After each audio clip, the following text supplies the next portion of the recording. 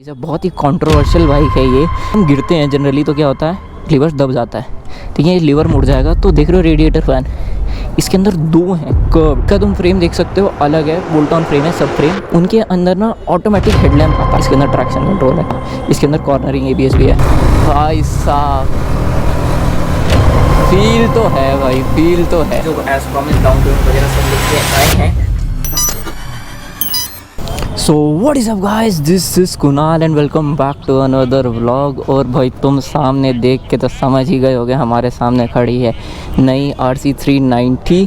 तो भाई ये एक अलग ही पीस ऑफ टेक है, मतलब गज़ब चीज़ है। बहुत ही कंट्रोवर्शियल बाइक है ये, क्योंकि जब KTM ने नई लॉन्च करा ये डिज़ाइन और इस सब में, तो बहुत लोगों को पसंद नहीं आई, बहुत लोगों को बहुत भी पसंद आई, कुछ लोगों ने तो बिल्कुल ही इनकार कर दिया। तो ऐसा सीन है, लेकिन देखने में पर्सनली मुझे अच्छी लग रही है। देखो पुरानी RC390 एक अलग चीज़ को टारगेट करती थी, ये अलग चीज़ को कर रही है। ये as a moto GP racer या उन सब से एक इंस्पायर्ड बाइक है।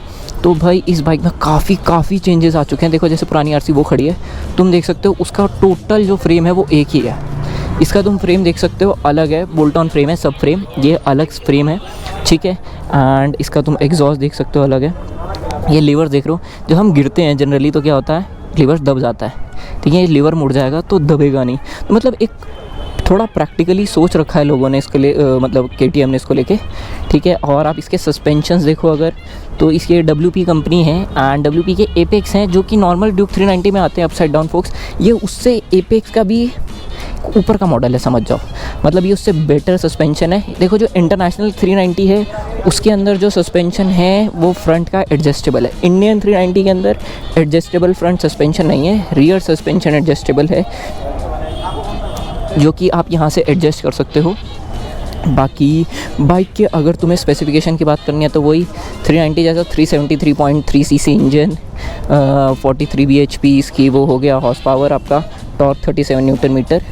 लेकिन 390 के अंदर जो हमारी नॉर्मल है ड्यूक के अंदर, ये देख रहे हो रेडिएटर फैन, इसके अंदर दो हैं कर्व्ड, जो कि आपका एडवेंचर 390 के अंदर आता है, और इसके अंदर आपको कर्व दे रखे हैं। वैसे जनरली जो हमारी 390 है उसमें सिंपल सिर्फ एक सिंगल रेडिएटर है, इसके अंदर डुअल फैन रेडिएटर है, तो जो कि कूलिंग बहुत अच्छी कर देगा, ठीक है। एंड आप ये देख सकते हो फ्रंट के ये आपके इंडिकेटर्स हो गए, देखो मैं खोल के दिखाता हूँ,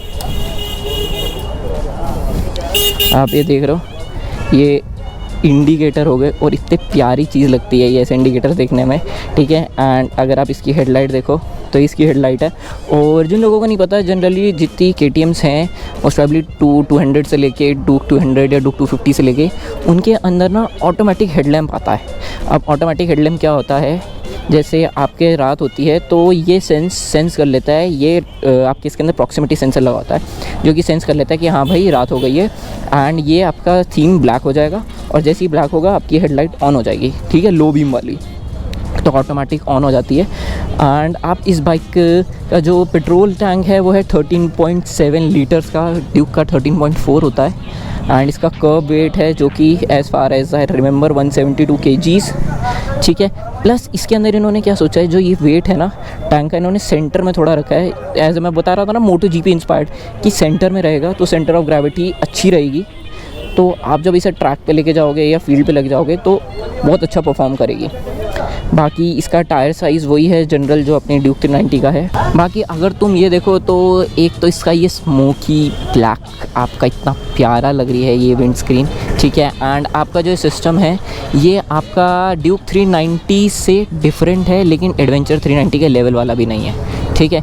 तो जैसे आपका जो ड्यूक 390 का होता है उसके अंदर आपको ये ट्रैक्शन कंट्रोल दिख रहा है, MTC ये नहीं मिलता, इसके अंदर ट्रैक्शन कंट्रोल है। आपको ड्यूक 390 के अंदर कॉर्नरिंग ABS नहीं मिलता, इसके अंदर कॉर्नरिंग ABS भी है। एंड भाई जिस तरीके से मौसम ख़राब हो रहा है, बहुत ज़बरदस्त बरसात होने वाली है, तो अभी हम पता नहीं टेस्ट राइड ले पाए ना ले पाएँ, जब बारिश रुकेगी तब ले पाएंगे, और कीचड़ हो गया तो कतई नहीं ले पाएंगे, क्योंकि बाइक तुम देख रहे हो कितनी साफ़ है, तो हम इस बाइक को गंदा नहीं करना चाहते, ठीक है। बाकी तुम इस बाइक में ये देखो, एक ये एग्जॉस्ट है, जो एग्जॉस्ट चेंज हुआ है। अगर एग्जॉस्ट की तुम्हें साउंड सुननी है तो सुनो, तो ये साउंड है, और अभी हम रेव नहीं कर सकते, तुम देख रहे हो अपन लोग शोरूम में, रेव किया तो कांड हो जाएगा, समझ रहे हो ना, तो कहेंगे ऐसे कहेंगे अपन लोगों को, ठीक है। तो बाकी तुम बाइक को और हम बताएंगे, और तुम इसकी डाउन पेमेंट प्राइसिंग वगैरह सब जानना चाहते हो वो भी बताएंगे अभी आगे वीडियो के एंड में। अभी हम थोड़ा बाइक को एक्सप्लेन करेंगे। तुम इसके टायर्स देख सकते हो, टायर्स नॉर्मल जो आपकी ड्यूक्स थे उनसे डिफरेंट है। अब जो आने वाली ड्यूक है उसमें जो आएगी इस साल लॉन्च होगी उसमें भी डिफरेंट होगा, लेकिन इसका तुम टायर देख सकते हो। तो ये टायर के अंदर भी इन्होंने वेट बचाया है, प्लस इन्होंने disc size, front disc size बड़ा है as far as I remember. Disc brake का साइज़ आगे का बढ़ चुका है, एंड डिस्क ब्रेक भी तुम देख रहे हो बीच में से हॉलो टाइप है। मतलब इन्होंने ओवरऑल इस बाइक के अंदर ना 4 to 5 kgs वेट गिराया है एक्स्ट्रा फीचर्स ऐड ऑन करते हुए, जैसे ट्रैक्शन कंट्रोल वगैरह हो गया। और भाई क्विक शिफ्टर तो एक स्टैंडर्ड चीज़ है जो कि तुम नॉर्मल ड्यूक 390 में आती है। क्विक शिफ्टर का अगर तुम नहीं समझता आता कि क्या है क्विक शिफ्टर प्लस है बल्कि, तो तुम मेरी क्विक शिफ्टर प्लस की वीडियो देख सकते हो, आ रही होगी ऊपर। बाकी इसके अंदर ट्रैक्शन कंट्रोल है, वो भी मैं समझा चुका हूँ, लेकिन अभी जब चलाएंगे थोड़ा सा समझा देंगे। कॉर्नरिंग ABS वो भी समझा देंगे जो कि पहली बार देख रहे होंगे। तो भाई हम बैठ चुके हैं RC 390 के ऊपर, और ये जो फीलिंग है इस कैबिन की वो एक गज़ब ही है। बाकी अभी मैं भैया से बात कर रहा था तो भैया ने बताया इसके इंजन में थोड़ा डिफरेंस है, क्योंकि मुझे ना क्लच इसका लाइटर साइड पे फील हो रहा था। तो मैंने भैया से पूछा तो भैया ने बताया कि इसके अंदर ना थोड़ा सा डिफरेंस है लास्ट इंजन और इस इंजन में, कि उसके अंदर इन्होंने इसका थोड़ा ऑयल कंपार्टमेंट को बड़ा भी किया है, जिससे कि इसके अंदर ऑयल भी ज़्यादा आता है। एंड भाई मेरे लिए बहुत डिफ़िकल्ट है भाई चलानी, मैं सच बता रहा हूँ। पता नहीं लोग कैसे मैनेज कर लेते हैं। इसके अंदर गर्दन ना कॉन्स्टेंटली ऊपर रखनी पड़ती है। मतलब मैंने R15 भी चलाई है, सब चलाई है, मेरे लिए कंफर्टेबल नहीं रहती हैं ऐसी बाइक्स, पता नहीं क्यों। मतलब ऐसे गर्दन नीचे करके चलाऊँगा तो चलेगा, बिल्कुल स्ट्रेट ऊपर मेरे को करके चलाने की आदत है ना ड्यूक में, थोड़ी सी नीचे करके ऐसे चलाना पड़ेगा। और भाई फील तो है, फील तो है गाइस। ओह हॉर्न भी बढ़िया है। एक तो ना यार ये जो आदत है ना ड्यूक के साथ, जब हैंडल घूमता है तो स्क्रीन और ये सारा ये डैश आपका घूमता है, ये इन स्पोर्ट्स बाइक पे नहीं घूमता। तो एक ना ये जिसकी आदत है ना वो रह जाती है। और तुम मेरी आवाज़ में सुन पा रहे हो मैं कितना एक्साइटेड हो रहा हूँ इस चीज़ को चलाने में। लेकिन अब जब हम बात कर रहे थे भाई चलाने में ये बहुत स्मूथ फील हो रही है मेरे, मतलब भाई चलाने में जो इसकी स्मूथनेस आ रही है ना मैं तुम्हें बता नहीं सकता, इतनी ज़्यादा प्यारी फीलिंग आ रही है ना। लेकिन अब हम एक पहले बात क्लियर कर लेते हैं गाइस। देखो मैं एक बार रोक के बात क्लियर करता हूँ तुम लोगों से, क्योंकि कुछ लोग ना जिनको चुल होती है वो कमेंट करते हैं कि भाई तुम्हें तो पता नहीं, तुम ये बता रहे वो बता रहे। तो भाई मैं कोई प्रोफेशनल वो नहीं हूँ जो बाइक को रिव्यू करूँ या ऐसे करूँ, ठीक है।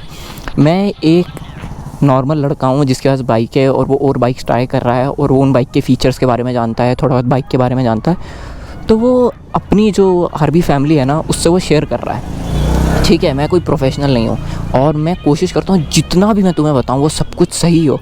तो अगर कोई गलती हो जाती है तो तुम कमेंट सेक्शन में मुझे बता सकते हो और मैं उसे एक्सेप्ट भी करूँगा, ना तुमसे बहस करूँगा।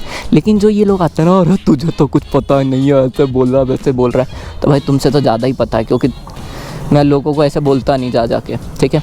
तो भाई अब बाकी हम जो बात कर रहे थे इसके बारे में, तो भाई इसके अंदर जो तुम देख रहे हो traction control, what is traction control. जैसे अभी मैं यहाँ खड़ा हूँ और मैं एकदम से एक्सट्रेट ऐसा कुछ करूँ तो ना बाइक ना ये देखो पिछला टायर ना घूमेगा नहीं यहाँ, जैसे अभी ये है ये शट डाउन हो गया, पिछला टायर घूमता है। ट्रैक्शन कंट्रोल क्या मदद करता है, पिछला टायर का ना ट्रैक्शन बना के रखता है ज़मीन से। अगर मैंने एक्सीलरेट ज़्यादा कर दिया और मैं क्या नाम जैसे पानी वाली जगह हूँ या किसी चढ़ाई पे हूँ हैं, तो वो बहुत ज़्यादा पावर पिछले टायर पे चली जाती है, व्हीली पॉपअप हो जाती है या टायर स्किड कर जाता है। तो ट्रैक्शन कंट्रोल है इसमें हेल्प करता है, वो एक्स्ट्रा पावर नहीं जाने देता। वो जैसे ही सेंस करता है कि हाँ भाई कि टायर रियर टायर स्पिन कर रहा है तो वो पावर कट कर देता है उस सेकंड के लिए। तो ट्रैक्शन कंट्रोल का ये काम होता है।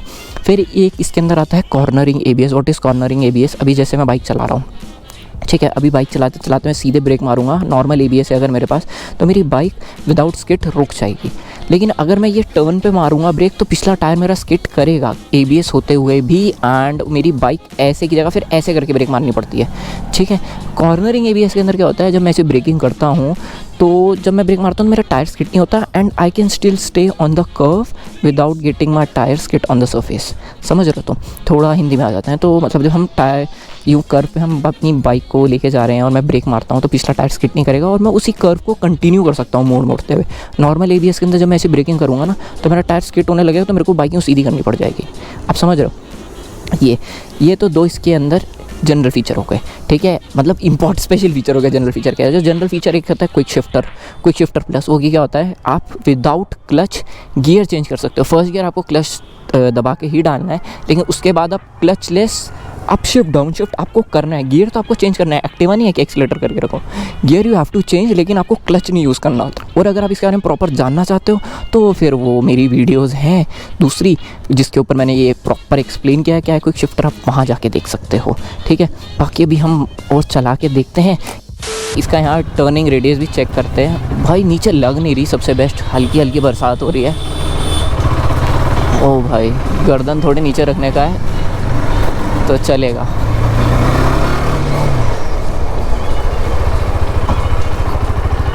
देखो भाई, मैं एक चीज़ की झूठ नहीं बोलूँगा, मैं तुम लोगों को सच्चा रिव्यू बताऊँगा जो मुझे लग रहा है। देखो भाई, मेरे को ऐसा लग रहा है जो कि ड्यूक 390 है अपनी नॉर्मल, उसका ब्रेक बाइट इससे ज़्यादा अच्छा है। I don't know why, but I feel कि उसका ब्रेक बाइट इससे ज़्यादा अच्छा है, क्योंकि इसका भी अच्छा है, लेकिन ना उसका जब आप फ्रंट ब्रेक मारो ना तो बहुत ही ज़्यादा ज़बरदस्त फील आती है। इसका मतलब समझ लो 19-20 का अंतर है। तो ड्यूक 390 इज़ 20, दिस इज़ 19। ये नहीं कह रहा बुरा है, बहुत अच्छा है, लेकिन बेटर ड्यूक 390 का अपनी। बाकी RC 390 की तरफ कौन लोग जा सकते हैं, RC 390 की तरफ वो लोग जा सकते हैं जिनको थोड़ा स्पोर्ट्स बाइक से प्यार है। हम उसमें जो जाते हैं, जिनको नेकेड बाइक से प्यार है, वो ड्यूक 390 पे जा सकते हैं, एडवेंचर वाले एडवेंचर 390 पे। लेकिन अगर तुम चूज़ कर रहे हो अपना क्या नाम स्पोर्ट्स बाइक के अंदर, तो तुम्हें कौन सी लेनी चाहिए? तो स्पोर्ट्स बाइक के अंदर ना मेरे अकॉर्डिंग देखो, एक तो तुम्हारे पास ड्यूक 390 का ऑप्शन हो गया, एक अपाचे RR 310 हो गया, TVS BMW भी वो सेम ही चीज़ है, एक हो गया निंजा 300। तो निंजा 300 एक डिफरेंट सेगमेंट में पहुंच जाती है, क्योंकि वो एक ट्विन सिलेंडर बाइक है, ये सब सिंगल सिलेंडर है। And single cylinder twin cylinder में फ़र्क है, आपको उसका टॉप एंड इतना ज़बरदस्त मिलता है ना निंजा 300 का, और एक जो ट्विन सिलेंडर की आवाज़ है वो भी डिफरेंट मिलती है। ये सिंगल सिलेंडर है, और सिंगल सिलेंडर में बेस्ट इन क्लास, मतलब बेटर देन BMW 310, जैसे अपाचे की तरह है, उसका नाम भूल गया मैं, अपाचे RR 310 की तरह 2 कॉपी वही सिस्टम है, कोई डिफरेंट चीज़ नहीं है। और अपन लोग ज़्यादा आगे जाएंगे नहीं। अरे अंकल जी, भाई चलाने में तो इतना मज़ा आ रहा ना इस चीज़ को, लेकिन थोड़ा सा ना बैक पेन और गर्दन पेन शुरू हो जाएगा, मतलब लॉन्ग राइड्स के लिए। जिसको आदत हो जाए तो फिर नॉट अ प्रॉब्लम, जिसको आदत नहीं है उसको प्रॉब्लम है। एंड अगर तुम देख सकते हो, मैं 5'11" हूँ एंड मेरे पैर पूरे नीचे पहुँच रहे हैं। एक सेकेंड, हाँ मेरे पैर देखो पूरे नीचे पहुँच रहे हैं, तो मेरे लिए अच्छा है ये। देखो टर्निंग रेडियस की हम बात करना भूल गए थे, ये अपन लोग टर्न कर रहे हैं तो नॉट बैड, अच्छा है टर्निंग रेडियस इसका।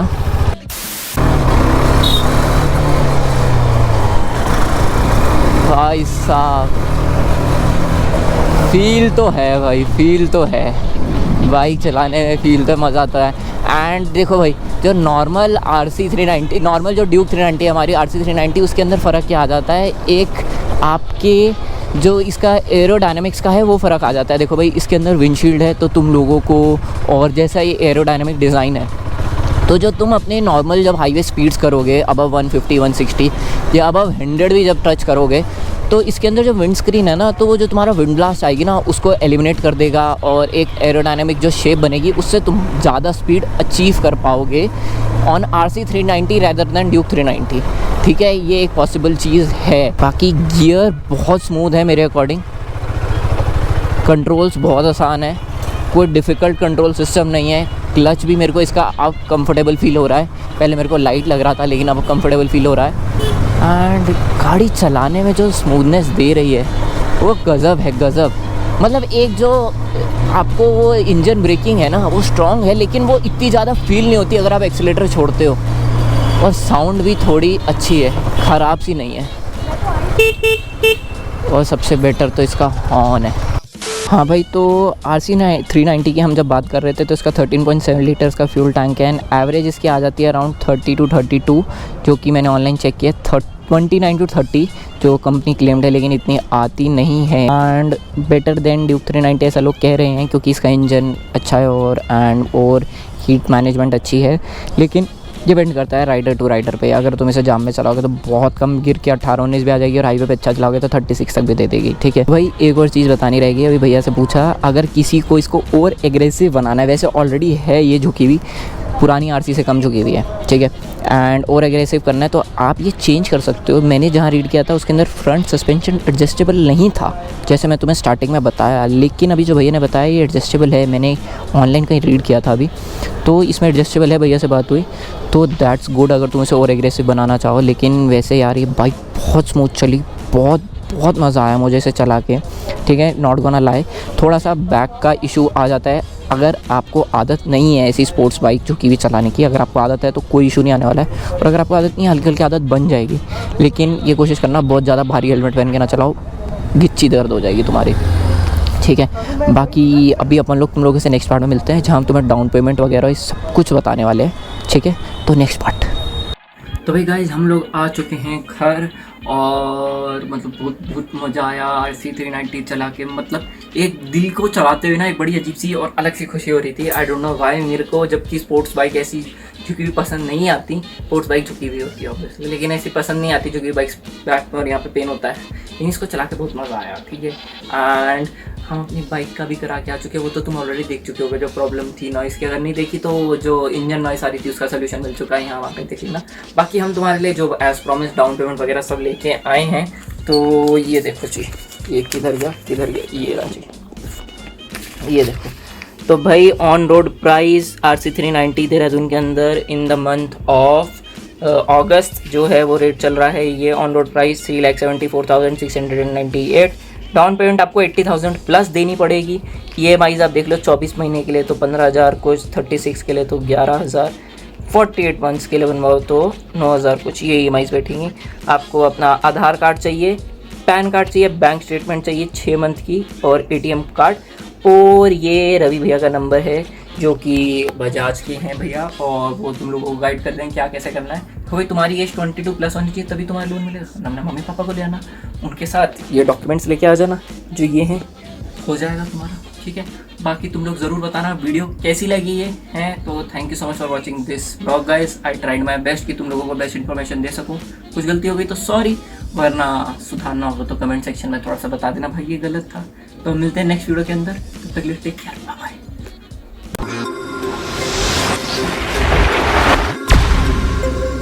We about to turn it on.